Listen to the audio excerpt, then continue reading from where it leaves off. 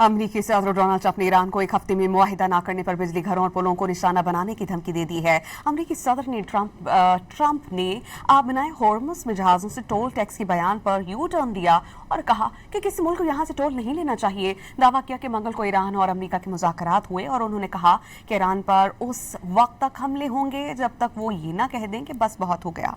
अमेरिकी सदर Donald Trump ने फॉक्स न्यूज को इंटरव्यू देते हुए कहा कि मुआहिदा ना किया तो अगले हफ्ते ईरान के बिजली घरों और पुलों को निशाना बनाएंगे। अपने बयान में उन्होंने कहा कि ईरान पर हमले तब तक जारी रहेंगे जब तक मैं न कह दूं कि बस बहुत हो गया। उनका कहना था कि अमेरिका ने मंगल को ईरान के साथ बातचीत की है और ईरान पर मुआहिदा करने पर जोर दिया है।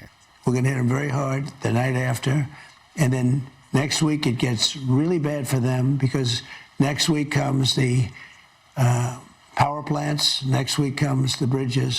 We're going to knock out all their power plants. We're going to knock out all their bridges unless they get to the table and negotiate. अमरीकी सदर ने फॉक्स न्यूज को दिए इंटरव्यू में कहा कि ईरान के खिलाफ अमरीकी फौजी हमले उस वक्त तक जारी रहेंगे जब तक वो खुद ना कहें कि अब काफी है। They'll continue until I say it's enough. I mean, they'll continue. They've been, the word the military likes to use is degrade. They've been degraded to a very low level.